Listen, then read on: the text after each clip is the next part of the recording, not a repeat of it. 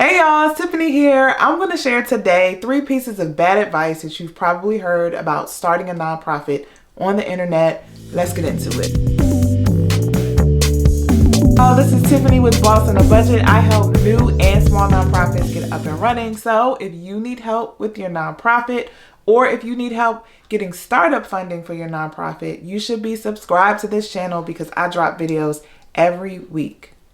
So when you're trying to find information about starting a nonprofit, it's a lot of information to wade through, and it's hard to figure out what you should be paying attention to and what you should just ignore. So I thought I would highlight 3 things that you've probably heard or seen on the internet that you just need to be mindful of before you take those pieces of advice. And as with anything that you read on the internet or anything that you hear on YouTube or any other social media channel, you need to go to the source. I like to say that. Go to the source and understand for yourself. So the point of me making these videos is so you're aware of what's out there so you can go do your research and have understanding for yourself. Even if there's something that you hear on one of my videos, I like to put links so you can go to where I got it from, or you can go straight to the IRS so you can understand and know for yourself and apply it to your specific situation. On this channel, I can only give you general things. I can't specifically speak to your situation. So as always, take what I give, take what you need, and apply it to your individualized situation. And when you need help, you need to make sure that you're tapping into a professional. And I like to give my disclaimer, I'm not a lawyer and I'm not an accountant. So just keep that in mind as you're listening to this information.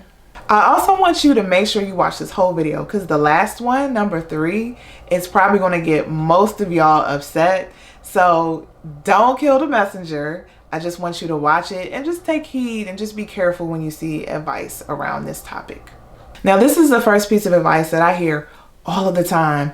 Get a 501c3 organization because you're going to get grants. So this is what you'll hear, right? There's this organization, they gave this organization money, they got this much money. All you got to do is just go ahead and get your status so you can get up on this money, right? So this grant is just sitting there waiting for you, and all you got to do is set up your 501c and then you'll be straight. So if anybody ever tells you when it comes to running a nonprofit is all you got to do, then you need to backtrack that and think about that a little bit more, because there's never an all you got to do with starting a nonprofit.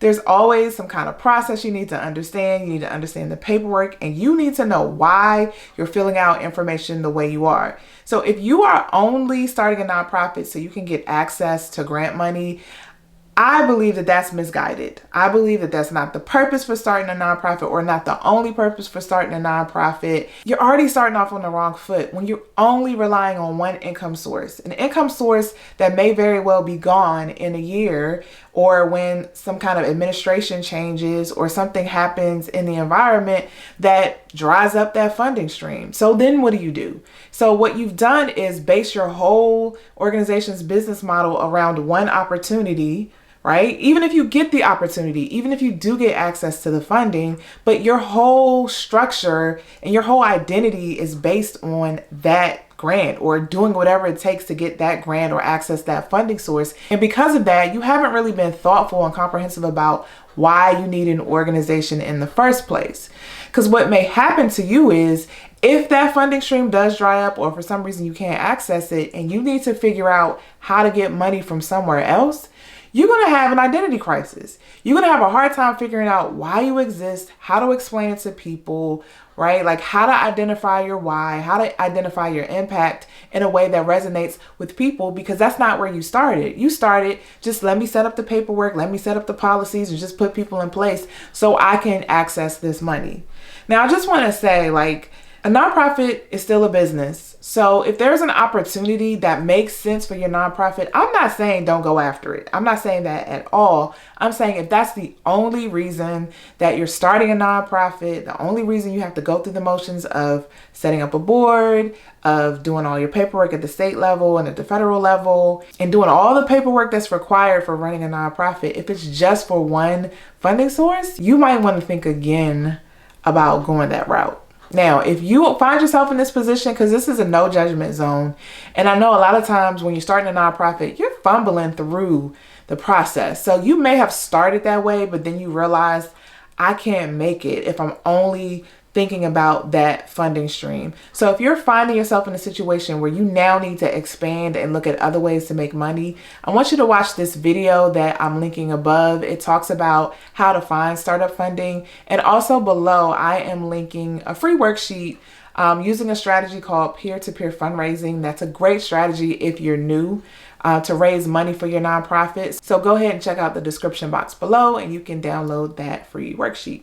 So the second piece of bad advice is if someone's recommending you start your nonprofit only for shielding your wealth or, preventing the government from taxing your income.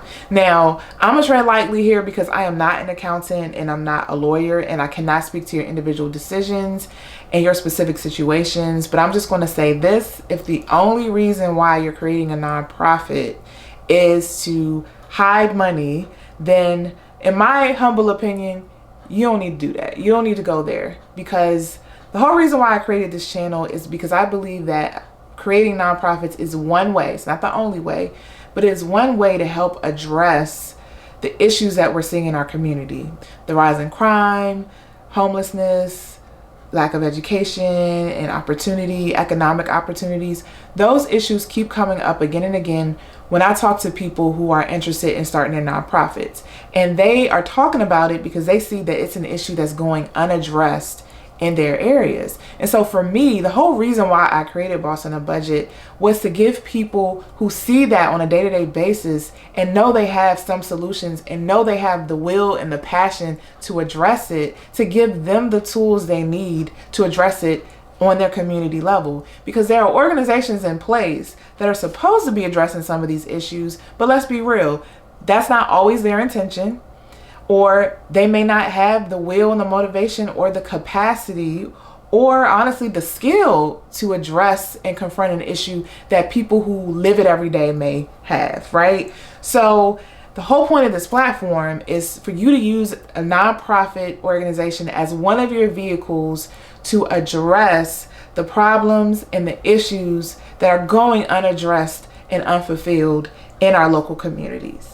And so it's like a slap in the face when you see somebody say, oh, you trying to hold your wealth, just start a nonprofit, it's all right. To me, it's like a slap in the face to say that we'll just use that for that purpose, for, a personal benefit or personal tax advantage. Yeah, just start your nonprofit. It's kind of a slap in the face to people who have like genuine intent and really want to address an issue. So I'm here on this video saying that everybody is grown and people are going to use their money the way they see fit. But if you're genuinely starting a nonprofit, but your main motivation is like hiding money or hoarding money, then that's just not the right intent, in my opinion. That's not the right place to start. It's just misguided from the start. So I would say, like, if that's the only reason, if people are like harping on nonprofits is to use it that way, then I would just think carefully about like how you proceed when that's your motive. So this third one, I saved it for last for a reason. This is like a controversial one. I get it. Some people are not going to agree with me when I say this. That's fine. But when you get advice around like putting things in your bylaws or putting policies in place that give you unilateral control as the founder, or advice around like how to protect your status so you'll never be fired, that kind of thing, I want you to be careful around like advice you get to do that or how to do that. First reason why I'm saying be careful is because if you're writing things into your bylaws, then you need to make sure that that's even legal. You need to make sure that a lawyer from your state that practices in your state and that understands nonprofit law, okay, and understands the nonprofit law or code in your state can even vouch for something like that and can even verify that that's legal, that's even legally binding. Because a lot of people are like, just put it in your bylaws, like just because you write it in there means it will fly. And that doesn't mean much if it's not legal in your state, right? So you still are bound by law. Like your bylaws are the governing rules for your organization, but you're still bound by law. And so it may prohibit you from putting certain things in your bylaws. The other reason why I want you to just take heed is because when you put yourself in a position where it's almost like a dictator, like everything has to be run by you. I'm always going to be the one to run this organization. This is my organization. This is, me starting this. This is my idea. Like, no one should be able to come in and take it from me. I get it on a personal level why you wouldn't want that. But as a nonprofit, that's just not appropriate. It's not appropriate. The whole reason for you being tax exempt is so that you're an independent organization and that one person doesn't have complete control over how public resources are used. So when you put yourself in a position where everything has to be run through you, you are the person that controls, decisions or controls financial resources that you are tasked to manage and to be a good steward over. It puts you in a very weird situation. It puts you in a risky situation. The IRS is concerned with checks and balances. They want to make sure that you're managing conflicts of interest. But how can you manage yourself? How can you check and balance yourself when you're the one making the final decision on everything, and when everything has to be run through you and only through you? And when it comes to your board has certain duties that they're responsible for. And there are 3 specific duties. I talked about these duties in this video that I'm linking above, but those duties are around care, loyalty, and obedience. And when a board member begins to serve in your organization, they are loyal to the organization's interest. They are not loyal to you as the founder. And so when I hear people talk about, just put it in there that, you can't be fired, or put it in there that people can't go against you, like that shows to me that you don't quite understand what the role of a board is and what they're supposed to do and what they're required to do. And it doesn't really show like your understanding of using a nonprofit status, right?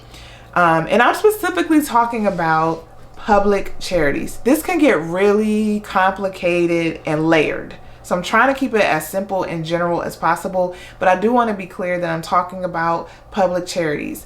When you have like a private foundation, which is still a 501c3 organization, just a different type of 501c3, the rules are a little different. So I'm specifically talking about public charities who are the typical nonprofits that you see that are doing direct services in the local community. When you decide that you can't ever be fired, even if you're making wrong decisions, poor decisions for the organization, you're saying it doesn't matter because what matters is what I want. What matters is that I'm the person doing this, right? And so then the organization then has to yield to you instead of its own best interest. And that's just not a place you want to be in.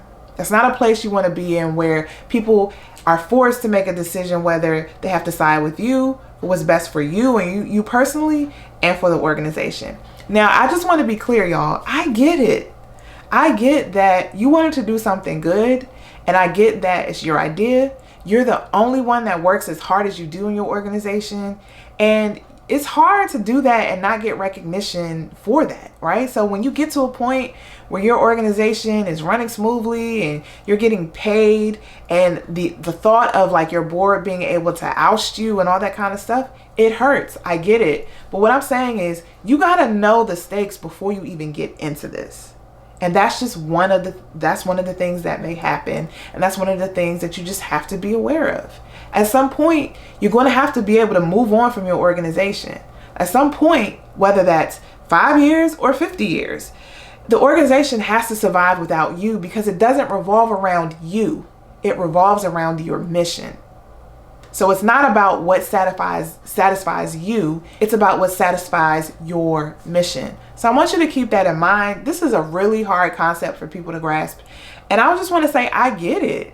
I'm just telling you what it is so that you're not surprised and so that you know how to manage and navigate when you come across these sticky situations. So I want y'all to tell me in the comments, have you heard any of this advice before? What are your thoughts on what I'm sharing, especially this last one? Because I know it is a sensitive topic and I know a lot of people just don't agree with what I'm saying, but I would love to hear more about your thoughts.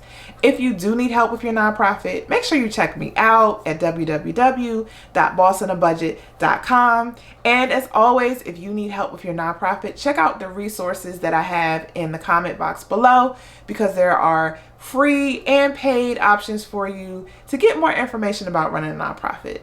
Thank you guys so much for supporting my channel, and I will see you in the next video.